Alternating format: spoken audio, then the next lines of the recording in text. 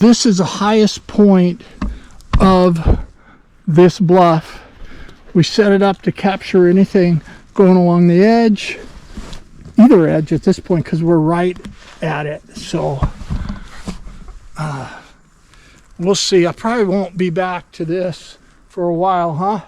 Maybe not until the spring. I'm thinking predators working the edge.